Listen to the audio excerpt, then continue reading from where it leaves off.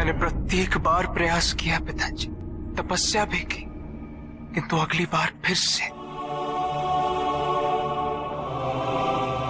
मैं आपकी बात समझने में विफल हुआ। इसका क्या कारण है पिताजी? जिस मन पर शब्दों का आक्रमण हो, मन तो निरंतर ही खोज में खोया रहता है। कभी शास्त्रों में, कभी पर्वतों पर, कभी समुद्र के किनारे, तो कभी तीर्थ स्थलों पर, कभी मंदिरों में, कभी वन में। किंतु जो वो खोज रहा होता है वो कभी मिलता नहीं, क्योंकि मन तो अभी भी स्थिर नहीं। वो व्यक्ति जहां भी रहे पुत्र, जहां भी जाए और जहां भी खोजे। तुमने भी सदैव शब्दों पर ध्यान दिया है कार्तिक, भले ही वो मेरे शब्द हो या किसी और की। तुम्हारी प्रतिक्रिया तो उन शब्दों पर ही आती, और जो मन केवल शब्दों को सुनता है वो उसके निहित अर्थ से स्वयं वंचित रह जाता। शब्दों की सत्यता को समझने के लिए, उनकी अनुभूति के लिए मन में शांति के साथ साथ रिक्तता भी अनिवार्य है, शून्यता भी अनिवार्य है। मन में इतना स्थान होना चाहिए पुत्र कि वो शब्दों के परे पहुंचने की यात्रा कर सके। किंतु मन कभी शून्य नहीं रहता, रिक्त नहीं रहता। वो सोचता है कि शब्दों का आधिक्य ही ज्ञान अर्जन है, शब्दों से ही ज्ञान है, इसलिए शब्दों का संचय करता रहता है। मन ये नहीं जानता कि परम ज्ञान तो शब्द अतीत है, एक अनुभूति जिसे शब्दों से बांधना असंभव है। शब्दों का अपना मूल्य क्या है कार्तिक? कुछ भी नहीं। जब भी कोई ईश्वर का नाम लेता है तो क्या ईश्वर मात्र एक शब्द में ही सीमित हो जाते? नहीं,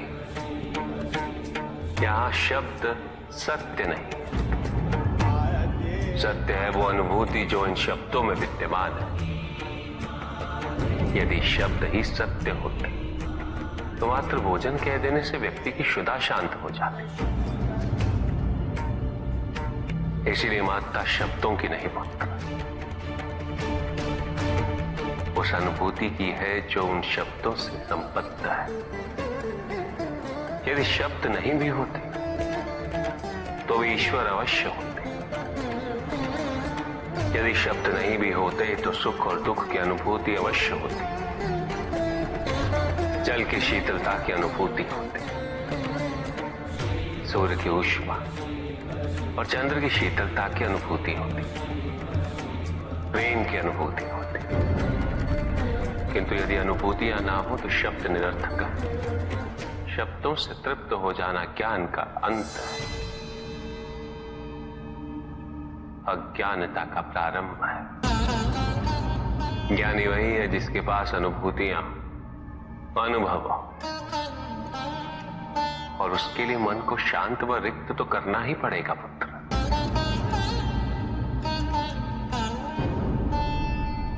युद्ध किसी व्यक्ति से नहीं गणेश, मानसिकता से होता। युद्ध में संघर्ष अच्छाई या बुराई का नहीं होता, सभी में अच्छाई है और बुराई भी है पुत्र। युद्ध तो विचारधाराओं का होता है। व्यक्ति अपने पराक्रम पर, अपनी क्षमता पर विश्वास कर युद्ध करता है, और जब उस विश्वास को क्षति पहुंचती है तो सब कुछ निरर्थक प्रतीत होने लगता है। किंतु आपसे पराजित होकर भी लोहितांग क्यों नहीं समझ रहा? उसे अपनी स्वतंत्र इच्छा का उपयोग कर उचित मार्ग पर चलने का प्रयास करना चाहिए।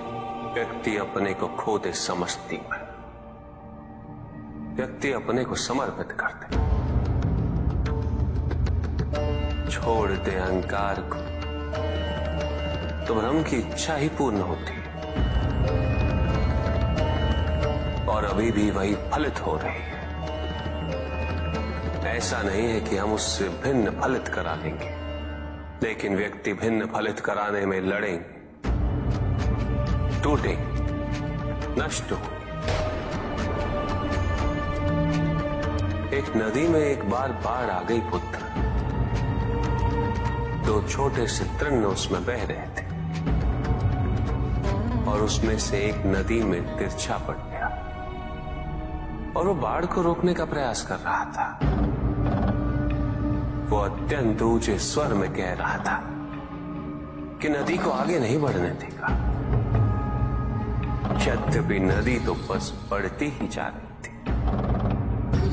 वो फिर ऊंचे स्वर में यही कह रहा था कि मैं इसे अवश्य रोकूंगा, यद्यपि रोक नहीं पा रहा था। नदी को तो उसके संघर्ष का कुछ भी पता नहीं चल रहा था, किंतु नदी को उसके होने या ना होने से क्या अंतर। उस कण के लिए तो यह अत्यंत महत्वपूर्ण था। उसका जीवन तो संकट में था। वो तो बस बहे जा रहा था। वो जहां भी पहुंचता, किंतु उससे पहुंचना तो संघर्ष करके ही था। किंतु ये बीच का क्षण, ये बीच का काल दुख, पीड़ा, द्वंद्वता का काल है। वहीं दूसरी ओर जो दूसरा तृण था, उसने अपने को समर्पित कर दिया। वो तो नदी में सीधा पड़ा हुआ था। नदी के प्रवाह के साथ साथ बहता जा रहा था और उसे ऐसा प्रतीत हो रहा था जैसे कि वो नदी को दिशा दे रहा है, उसे प्रवाहित होने में सहायता कर रहा हो। वो तो ये निश्चय कर बैठा था कि नदी को समुद्र तक पहुंचाकर ही रहेगा, किंतु नदी को उसकी उपस्थिति का भी आभास नहीं था। नदी पर उन दोनों के होने या ना होने का कोई प्रभाव नहीं था। नदी तो बस बहे जा रही थी। ब्रह्म की इच्छा को जाना नहीं जा सकता, किंतु ब्रह्म के साथ एक अवश्य हुआ जा सकता, और तब व्यक्ति की अपनी इच्छा तो खो ही जाती है। केवल उसकी इच्छा ही शेष रह जाती है। द्वैतांग को अपनी आगे की यात्रा पूरी करने हेतु अत्यंत महत्वपूर्ण निर्णय अवश्य लेने होंगे। केवल उसके अहंकार को अपितु उसके आत्मसम्मान को भी क्षति पहुंची। जहां से इस युद्ध का अंत हुआ है, वहीं से लोहितांग के अंतर युद्ध का आरंभ हुआ है। और जो भीतर पराजित होता है, उसे हर दिशा में केवल पराजय ही दिखती है।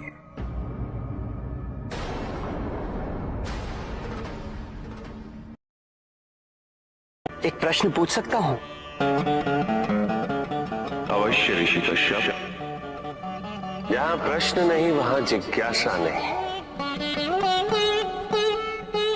और जहां जिज्ञासा नहीं होती वहां ज्ञान की वृद्धि नहीं हो सकती। निसंकोच होकर पूछिए। प्रभु, आप तो कालोपरी हैं, सर्वज्ञ हैं, त्रिकालदर्शी हैं। चारों ओर ये जो अज्ञान का अंधकार फैल रहा है, उसमें ज्ञान का मूल अर्थ कहीं ना कहीं खोता जा रहा। मेरा आपसे विनम्र निवेदन है प्रभु, किसी अन्य विषय पर चर्चा आरंभ करने से पूर्व हमारे और इस समस्त संसार के कल्याण और मार्गदर्शन हेतु आप ज्ञान की मूल परिभाषा से एक बार हमें पुनः अवगत करवाएं। ज्ञान और अज्ञान की परिभाषा को स्पष्ट रूप से समझने के लिए ज्ञान और अज्ञान की विशेषताओं का स्मरण करना आवश्यक है।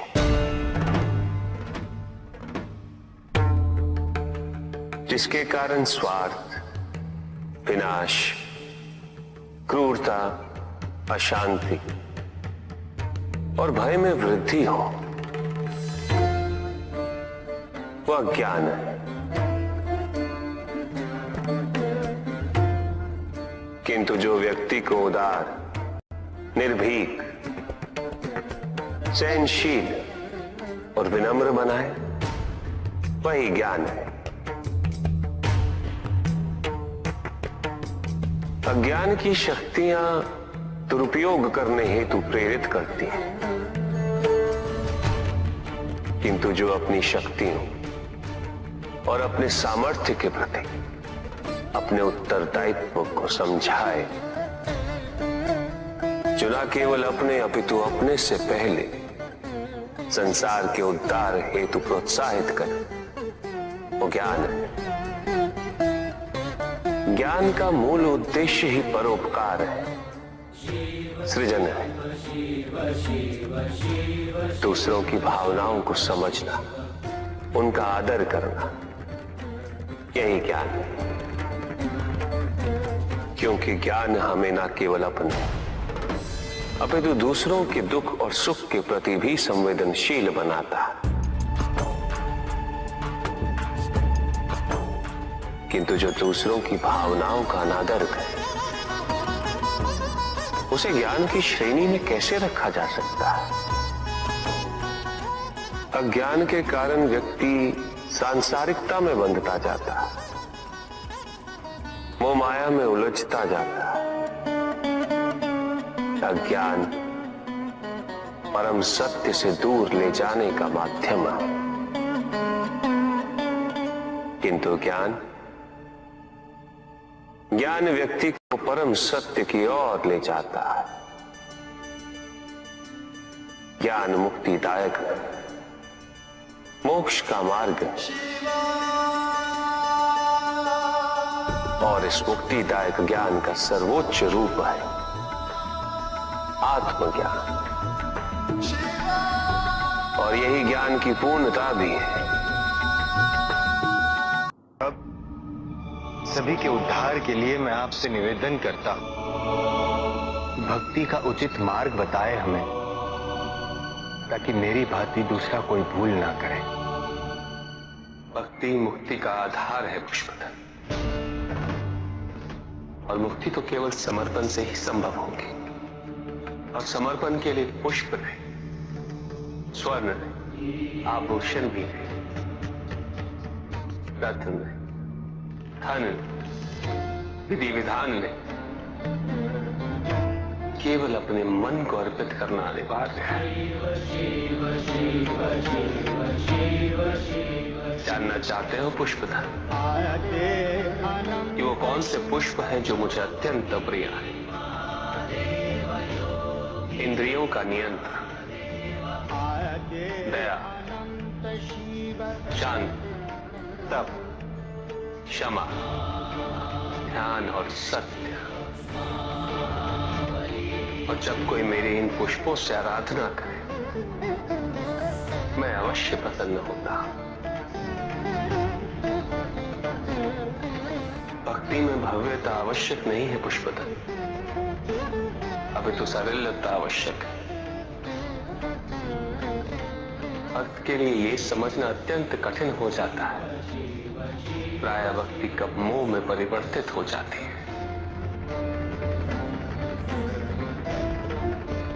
और ऐसे में पथ भ्रमित होना अनिवार्य है।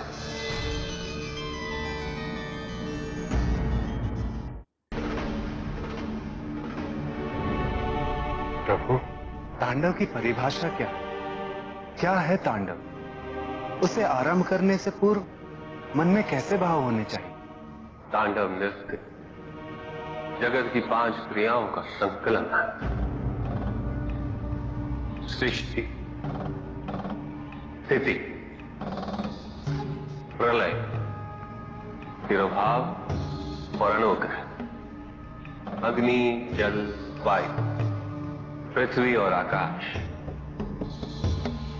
मेरे नृत्याकार शरीर के 5 मुख, इन्हीं 5 भूतों से ब्रह्मांड का निर्माण होता। पृथ्वी से सभी भूतों के शरीर बनते हैं और उनका पालन जल से होता है और संपूर्ण भूतों का अंत अग्नि से होता है।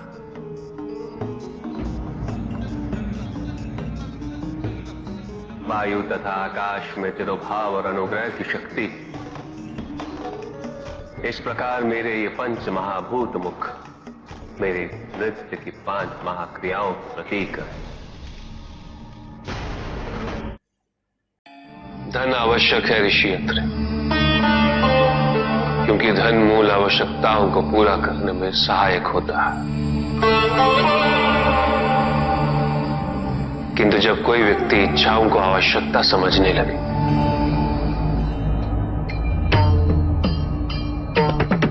तो धन कितना ही क्यों ना पर्याप्त नहीं होता, क्योंकि इच्छाएं अंतहीन है। इसलिए मनुष्य कभी ना समाप्त होने वाली इच्छाओं की पूर्ति हेतु धन संचय को ही अपने जीवन का लक्ष्य समझ लेता है।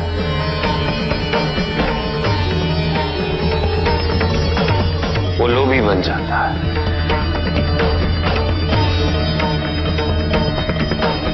वो भूल जाता है कि उसके जीवन का मुख्य लक्ष्य ईश्वर के समीप आना है।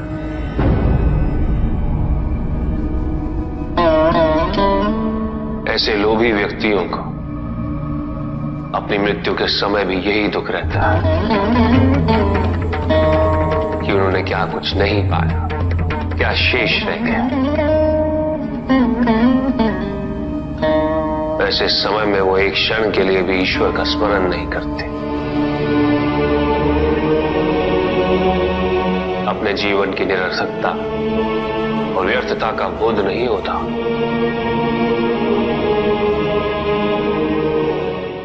चाहिए धन चाहे कितना भी हो ऋषियत्र, मूल आवश्यकताएं तो केवल उतनी ही। तन ढकने के लिए वस्त्र, पेट भरने के लिए आहार और शरण के लिए भवन। इन आवश्यकताओं के पूर्ण होने के पश्चात जो भी है वो इच्छा है। धनी व्यक्ति के पास जो भी अतिरिक्त धन होता है वो उसे दान करना चाहिए,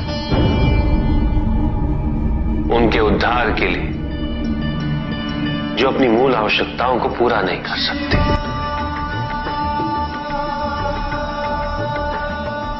ऐसा करने से संसार में समानता होगी, द्वेष नहीं होगा, सद्भावना बनी रहेगी। किंतु कुछ व्यक्ति इस तथ्य को समझ ही नहीं पाते। उन्हें अपने एकत्रित किए हुए धन से इतना मोह हो जाता है कि वो उसका एक अंश भी किसी और को नहीं देना चाहते।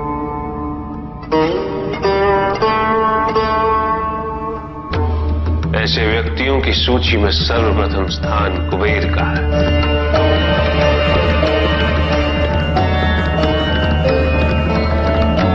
इस संसार में सबसे अधिक धन उन्हीं के। शक्तिशाली बनना अत्यंत कठिन है, किंतु उससे भी कठिन होता है शक्तिशाली बने रहना। और इसके लिए आवश्यक है कि हम शक्तियों से प्राप्त हुए उत्तरदायित्व का सम्मान करें।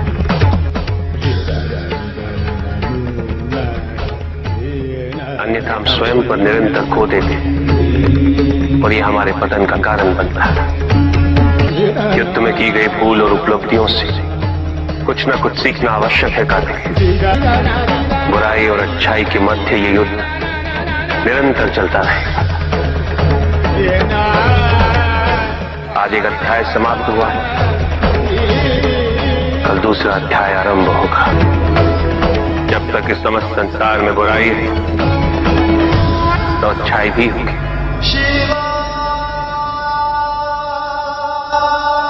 अच्छाई और बुराई के युद्ध में जीत सदैव अच्छाई की ही होगी। प्रभु, क्या संसार में केवल सुख का होना संभव नहीं है? प्रत्येक आत्मा का लक्ष्य केवल सुख की प्राप्ति ही तो है।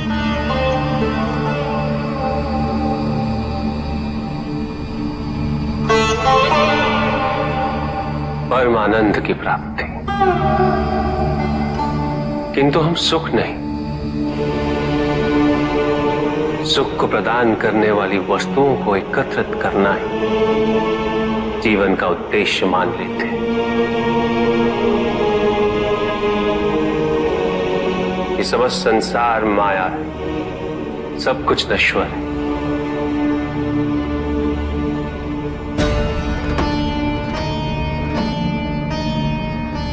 जिन वस्तुओं को हम सुख का स्रोत समझकर एकत्रित कर रहे हैं वो सदैव नहीं रहेंगे। जो व्यक्ति सत्य को जानते हुए भी लोभ का परित्याग नहीं करते, वो सदैव इन्हें खोने के भय में जीते।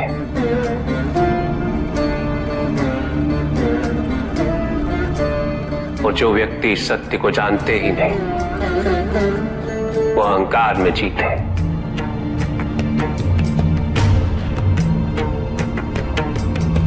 और जहां अहंकार और भय उपस्थित हो, वहां सुख कैसे रह सकता?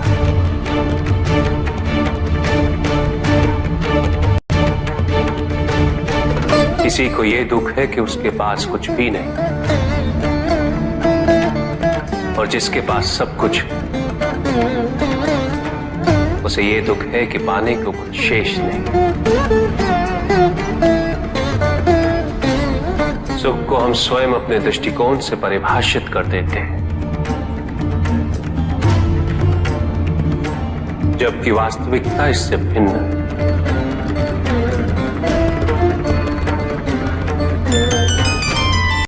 इसलिए आवश्यकता है अनासक्त रहने की। किंतु प्रभु, क्या आसक्ति स्वाभाविक नहीं है? और दुख का मूल कारण भी तो यही है ऋषि भृगु। आसक्ति हमारे मन की शांति को छीन लेती, उसे भंग कर देती।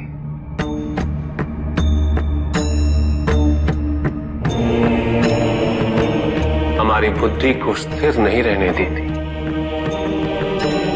उसे चंचल बना देती।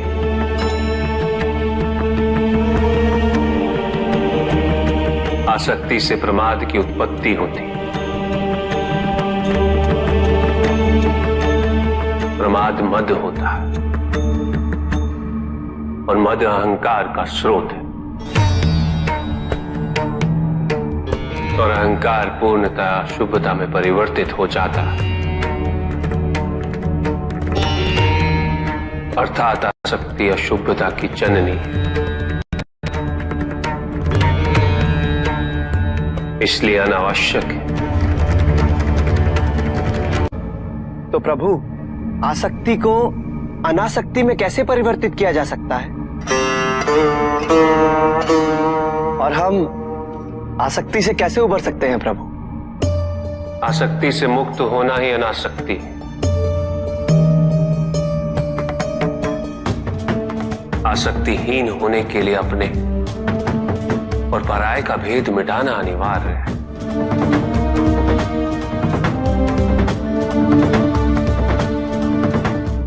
और यह तभी संभव होगा जब हम सुख की खोज बाहर नहीं, अपने भीतर करें। जब हम यथार्थ को पहचानें, उसे स्वीकार करें।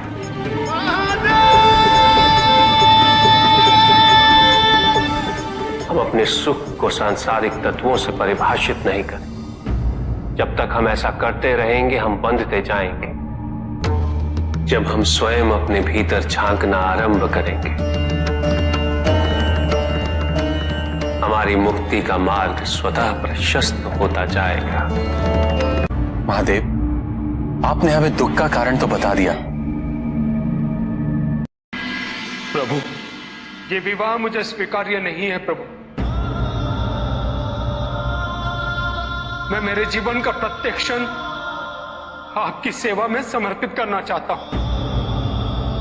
मैं नहीं चाहता हूं कि मेरा कोई भी संबंध मेरे भक्ति को विभाजित या बाधित करने का कारण बने। नंदी, विवाह तुम्हें मेरी भक्ति के लिए अयोग्य कैसे बना देगा? उसमें बाधा कैसे उत्पन्न कर देगा? माता, आपके और प्रभु के बीच में इतनी चुनौतीपूर्ण स्थितियां उत्पन्न हुई, फिर भी आप दोनों स्थिर रहे। किंतु मेरे लिए यह संभव नहीं है माता, क्योंकि मैं अपने दायित्व के मार्ग में कोई भी विकर्षण सहन ही नहीं कर सकता। नंदी, मेरे एक प्रश्न का उत्तर दोगे? पहले तो तुम केवल मेरे प्रति ही समर्पित थे, किंतु अब तुम मेरे साथ साथ पार्वती की भी आराधना करते हो।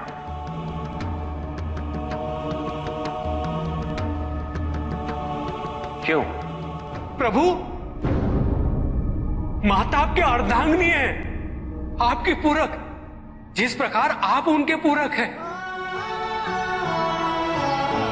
आप माता के कारण आनंदित रहते हैं, उनकी उपस्थिति आपको प्रसन्नता देती है। अन्यथा आपको इतना हर्षित उनसे पहले मैंने कभी नहीं देखा है। फिर कुमार कार्तिकेय का जन्म, अशोक सुंदरी का जन्म, और फिर हमारे गणेश का जन्म। प्रभु, इस प्रकार मैंने कैलाश को पूर्ण होते हुए देखा है, और यह सब माता के कारण ही हुआ है। प्रभु, जिस कैलाश में आप वास करते थे, उसे माता ने निवास बना दिया, इस कैलाश को संपूर्ण कर दिया।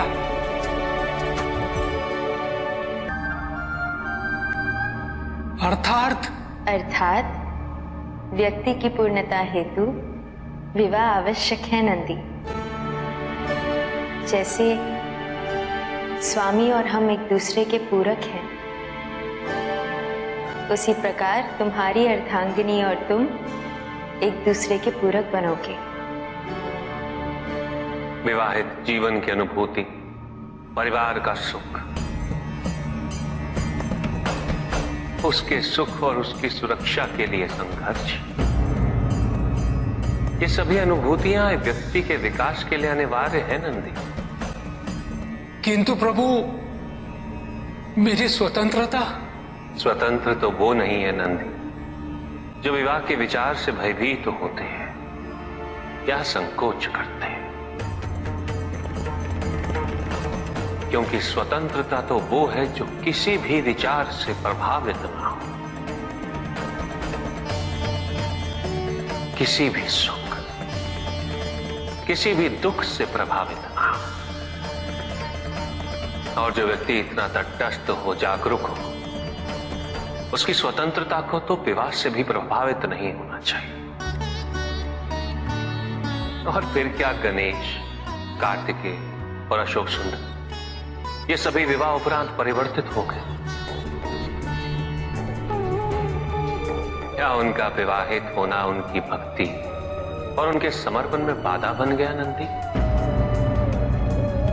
उनकी स्वतंत्रता में बाधा बन गया?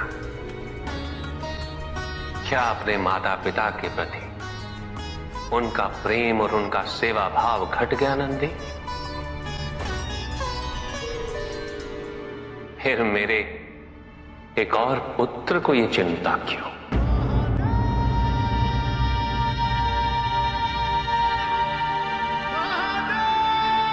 ये भय क्यों नंदी? अग्नि जलाती है, जल बुझाता है, दोनों के कार्य क्षेत्र पूर्व परिभाषित और भिन्न है। दोनों एक दूसरे को प्रतिस्थापित नहीं कर सकते। इसी प्रकार इस समस्त संसार में सभी की भूमिका पूर्व परिभाषित। संसार की यही विविधता इसकी विशेषता भी है।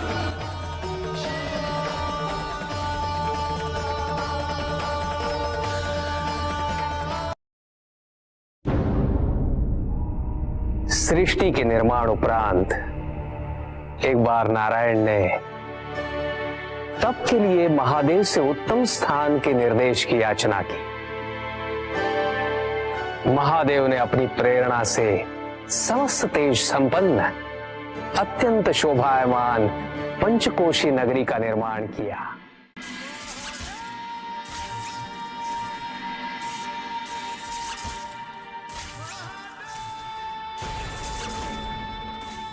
वहां उपस्थित होकर नारायण ने बहुत काल तक तपस्या की।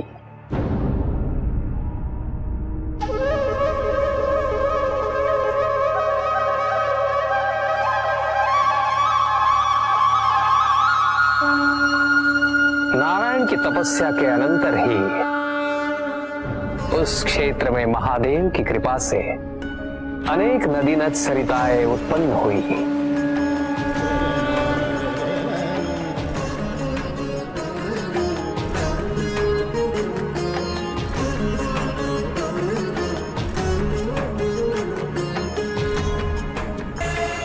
इस सब को देखकर आनंदमयी हो उठे नारायण ने जैसे ही अपना शीश हिलाया, उनके कान की मणि गिर पड़ी।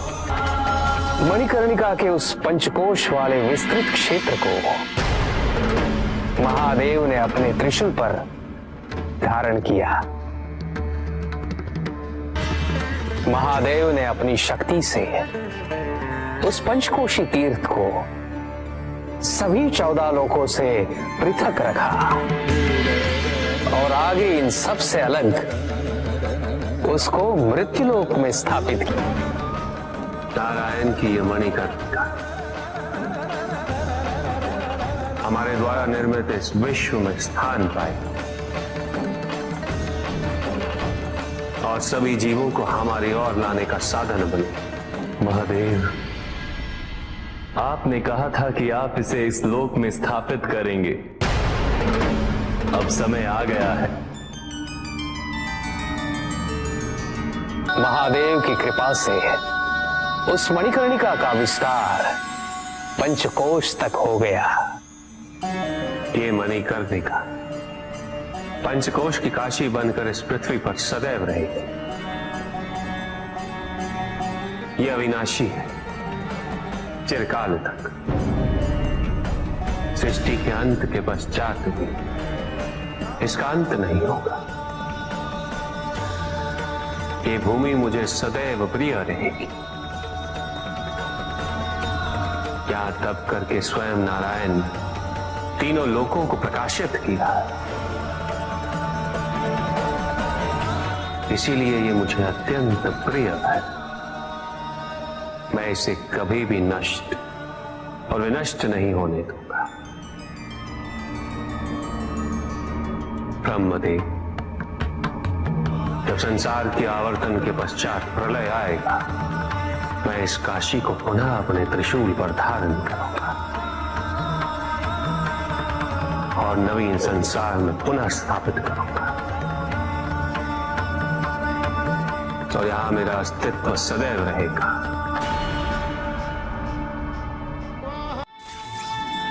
महादेव ने उस क्षेत्र से अपने आत्मिक योग को ध्यान में रखते हुए अपने ज्योतिर्लिंग को वहां स्थापित किया, जो इस क्षेत्र से कदापि पृथक नहीं हो सकता। विश्व की स्थापना तो हुई, किंतु इस ज्योतिर्लिंग को आपने उस स्थान पर स्थापित किया है जिसकी ऊर्जाएं विश्व से परे। इस ज्योतिर्लिंग को विश्वेश्वर ज्योतिर्लिंग के नाम से जाना जाएगा।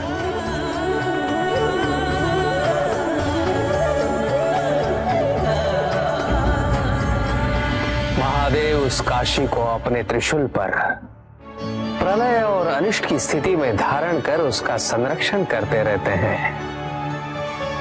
इसीलिए ये क्षेत्र सभी लोगों से न्यारा है।